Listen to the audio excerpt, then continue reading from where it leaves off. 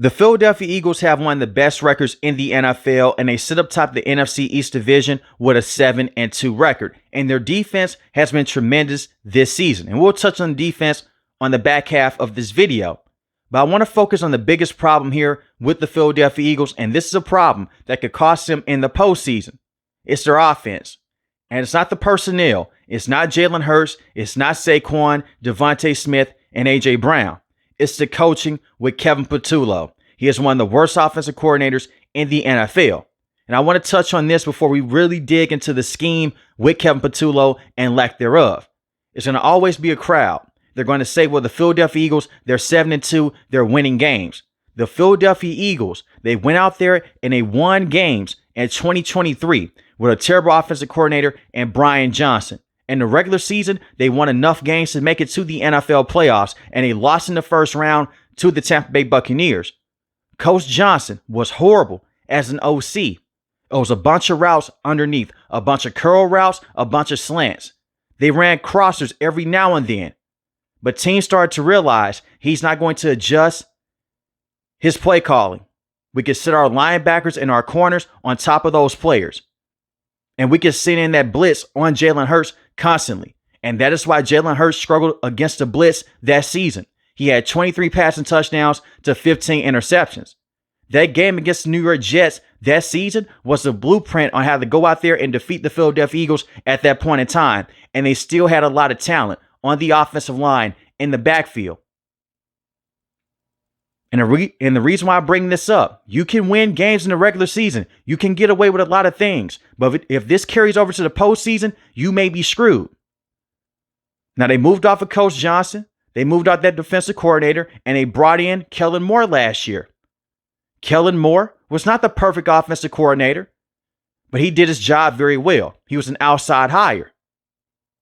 He was a former offensive coordinator with the Dallas Cowboys, former offensive coordinator with the Los Angeles Chargers.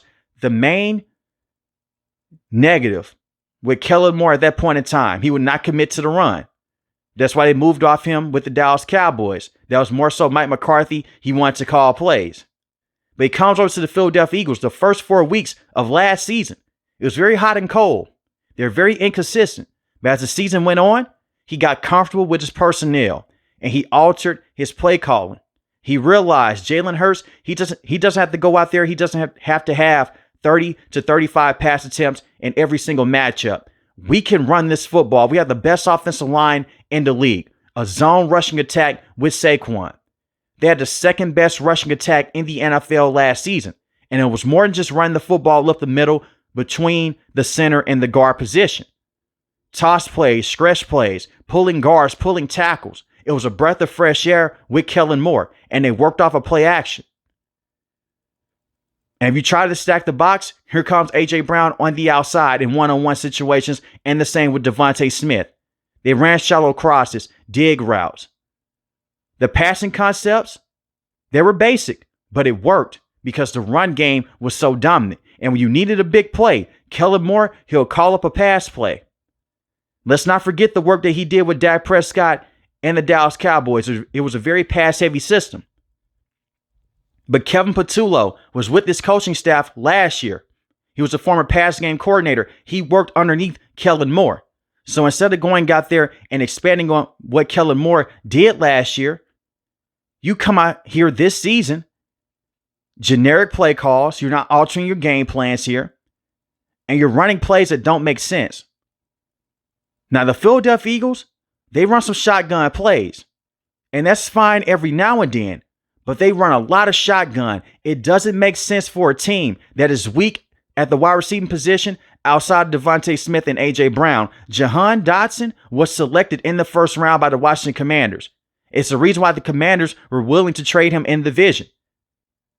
He's a solid number 3, number 4 wide receiver, but he's not consistent from week to week. He had the one big play against the Dallas Cowboys in week 1. But you know who your two best receiving options are, A.J. Brown and Devontae Smith. And not having a dominant number 3 wide receiver, it doesn't make sense to go out there and run 11 personnel.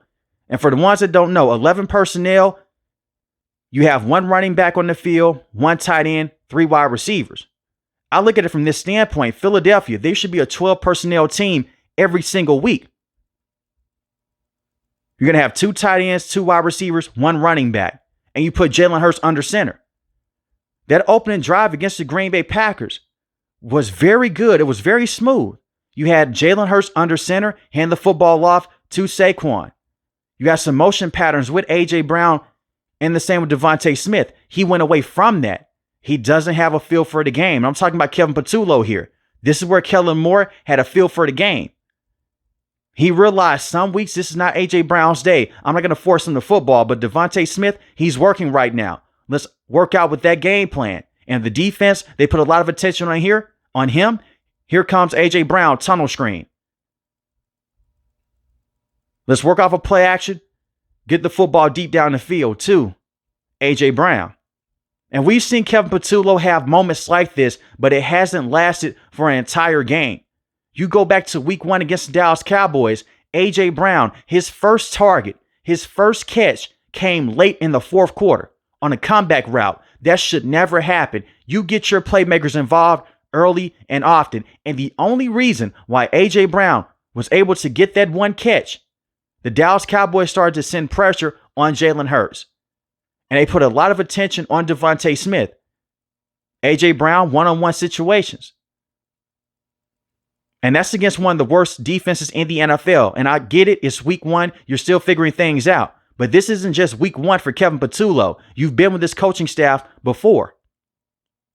The next week against Kansas City, Jalen Hurts, 15 of 22, 101 passing yards. Once again, you're stuck in the shotgun formations. Now, you did run the football with Saquon.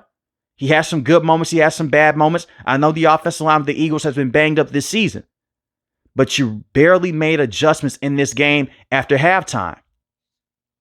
Your defense went out there and they did their thing. You win this game 20-17 against the Los Angeles Rams. For the first half, the Rams did a tremendous job. Let's stop the run of Saquon. We're going to put a lot of pressure on Jalen Hurts. All of a sudden, Kevin Patullo, he opens up the playbook. They're taking deep shots down the field to Devontae Smith. The same with A.J. Brown. They get back into this matchup. Then you have the blocked field goal attempt late in this game. You take it back to the house. Shout out to the special teams unit. Shout out to Jordan Davis. But it should have never came to that point. Your offense should have had consistent moments in the first half. But I will give him credit. He opened up that playbook in the second half. That is what you want to see more out of Kevin Patullo. Against Tampa Bay Buccaneers, the first and second quarter, solid moments. Jalen Hurts in this game had 2 passing touchdowns, 130 passing yards. He had 0 passing yards in the second half. 0. How is that possible? For any starting quarterback in the NFL to have 0 passing yards in a half. You can run a screenplay for 5 yards. That's 5 yards right there. But you didn't do that. You're very conservative. And look, I get it. Your defense is dominating. They're putting a lot of pressure on Baker Mayfield. Let's play through our defense. Let's take care of the football. But at the same time, let's stay on schedule. Let's still be aggressive in certain situations. We've seen teams blow leads this season. And speaking of blowing leads, conservative play calling and dumb play calling hurt you against the Denver Broncos. You were up in this matchup against Denver, and you lost this game 21-17. Jalen Hurts had 38 pass attempts. That is too much for Jalen Hurts. He should never have over 35 pass attempts in a game. He had 280 passing yards, 2 passing touchdowns. And if it wasn't for A.J. Brown interfering on the Hail Mary play, maybe they get that play. And it was incidental contact. It happens. But you should have never been in that situation to begin with. Once you get that lead, and this is what I mean with inconsistent play calling with Kevin Patullo. You have to know your situations here. You have to have your feel for the game. You give that football to Saquon. Instead of just going out there and running those vanilla run calls behind the center, behind the right guard, move a tackle, run pistol formation. You want to run pistol formation in certain situations with Saquon because of this right here. As soon as he touches the line of scrimmage, the blocks, they're already in formation. He can pick what hole he wants to go through. And we know when Saquon, if he's not touched, it's a great chance he can take it to the house with the speed that he has. He is still one of the best running backs in the game. Now, the blocking, once again, offensive line has been dealing with injuries. They've been banged up. They haven't been consistent. But you can find ways to be creative in the run game. Get the defense off balance with A.J. Brown and Devontae Smith. Use them in motion. But Kevin Patullo doesn't do that on a consistent basis. And you lost against the Denver Broncos. Everything that you did in the first half, you went away from in the second half. Just like in the Green Bay Packers game, I know that Jalen Hurts had that fumble. That can discourage you as an offensive coordinator, but you should not let that be the case. You go out there and you still find a way. Run plays under center. We're going to go out there, go back to our bread and butter. Until they force us to get out of this formation, we'll stick in this formation for the entire game. And you can do more than just run the football from under center. You could pass the football and play action. Different sets. Having those two tight ends on the field with Dallas Goedert. But they face the Lions this weekend. If the offense is not better, Nick Sirianni has to take over play calling duties. And I know for a fact he doesn't want to do that. Brian Johnson was terrible for that entire season. Nick Sirianni never took over play calling duties. But he did go out there and he did give play calling duties on the defensive end to Matt Patricia. And Nick Sirianni is an offensive head coach. He called offensive plays with the Indianapolis Colts a few years ago before he got this job. And guess who was on that coaching staff with him? Kevin Patullo, former pass game coordinator, former wide receivers coach. And some coaches in the NFL, they're not meant to be offensive coordinators. They're not meant to be head coaches. I think that's the case here with Kevin Patullo. He's more so of a position coach, of an assistant, than being a play caller. It's hard to call plays in this league. It's hard to be a head coach in this league. That's why it's only 32 jobs. But at the same time, with the expectation with the Philadelphia Eagles, they just won a Super Bowl last season against Kansas City. And give that defense a lot of credit. They went out there, they completely destroyed Kansas City. They still had great play calling in that Super Bowl with Kellen Moore. And that's why Jalen Hurts won the Super Bowl MVP. You can have those explosive moments against the Minnesota Vikings and the same against the New York Giants, but it needs to be more consistent. And I'm not expecting for the Eagles to go out there every single week and score 30 points. That's unrealistic. Defensive players, they get paid to go out there and take away your best players. But the offense just needs to have a better feel. More up-tempo, more consistency to it. And until the Philadelphia Eagles get that, they're going to run into situations this year like how they ran into against the Packers Monday night.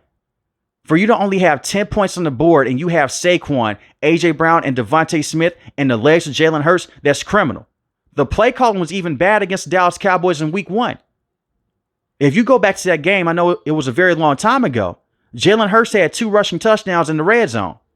The red zone concepts didn't make sense, so he calls his own number. And this is the one thing with Kellen Moore I want to add on into this conversation here. He would use the zone rushing system to his advantage and the read option system with Jalen Hurts and Saquon. Pick your poison. You can let Saquon go out there and get potentially 20 to 30 yards on the ground. Or you can let Jalen Hurts take the ball himself and he can get some yards on the ground. But you have to pick. And now we're running more RPOs. That's what Shane Steichen did. And that season was so great with Jalen Hurts. They did lose that Super Bowl against Kansas City. But that's why you gave him that contract that he has right now. But to see the play calling since Shane Steichen, it hasn't been the best outside of Kellen Moore. They really need Nick Sirianni to go out there and make some decisions moving forward with this roster. The talent is too good to be this inconsistent on the offensive end and to be this bad at times. We're talking about the Eagles here. 2nd in rushing offense last season, 20th in rushing offense this year, 25th in passing offense. And last year, their passing offense was not top 15. But when you need the big play, Kellen Moore, he'll cook up some rub routes. He'll find a way to run some crossing patterns, some pick plays in the red zone. You're not seeing that right now with Kevin Patullo, especially on a consistent basis. Now, to add in some positivity in this video, if I'm just being overly negative here with Kevin Patullo, the defense and Howie Roseman is a monster. Howie Roseman always finds ways to go out there and bring in top-tier players. At the trade deadline, he was very active. He brings in a very good edge rusher in Jalen Phillips. Now, this was the Achilles heel with the Philadelphia Eagles early on this season. They lost Milton Williams. They lost Josh Sweat. 2 important players last year. You can't pay everyone. So some players are going to leave. They even signed Zadarius Smith. That didn't work out. Zadarius Smith realized, hey, the game is passing by. I'm ready to go home for good. They even brought Brandon Graham out of retirement. But you saw the impact that Jalen Phillips had in his first game against the Green Bay Packers, constantly putting pressure on Jordan Love, stopping the run, stealing the edge. And Vic Fangio, he loves him. He helped coach him up with the Miami Dolphins when he was a defensive coordinator with that organization. The impact that he's going to have for the rest of the season is truly going to be remarkable. You have Jordan Davis, Jalen Carter. Jalen Carter, very good player. Can stop the run, can get to the quarterback. I know that he's had some moments this season to where he's missed a game with a heel injury. He spit on Dak Prescott in week 1, but he is still a tremendous football player to have in the middle of your defense. And Jordan Davis, he's very good as well. Jahad Campbell has been a very good rookie this season. He's not getting enough love, in my opinion. He's been a very good player. Zach Bond is still one of the best linebackers in the game. Had a great season last year, was an all-pro. Right now, he's still playing at an all-pro level with those 3 sacks, 1 forced fumble, and the 1 interception.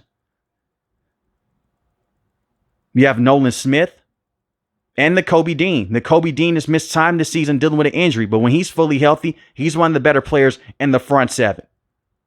It's going to be hard to go out there and to score points on this defense consistently, no matter who you are. And they could come out there from different angles and they could put that pressure on you. And this is one thing with Vic Fangio. It's never one pass rusher that stands out. They can hit you from different angles, and that's what makes this defense so dangerous. And on the back end, Adoree Jackson early on this season, he was being picked on a lot. He's still not one of the best cornerbacks to have on your team, but he has played better. And pass rush can help out with that. Less time inside the pocket with the quarterback position. Cooper DeJean, very good player inside the nickel cornerback position. Quinyon Mitchell is one of the best shutdown corners on the outside. And this is what I will say about Cooper DeJean. You can put him inside the nickel cornerback position. He can play safety. He's all over the back end of your defense, and you can blitz him off the edge. This defense will keep them in games, and this defense will win them games moving forward. They just need their offense to wake up. And the fact that the Philadelphia Eagles are 7-2, and they could easily be 9-1 right now, says a lot about the talent with this roster. If their offense can just be average, they'll be the scariest team in the NFL. You can make the case right now, even with their offensive struggles, they still may be the scariest team in football. When you look at the teams that they beat this year, they're playoff caliber teams. You defeated Kansas City, the Los Angeles Rams, the Tampa Bay Buccaneers, the Green Bay Packers. Those are not screw-up teams. Those are very good teams.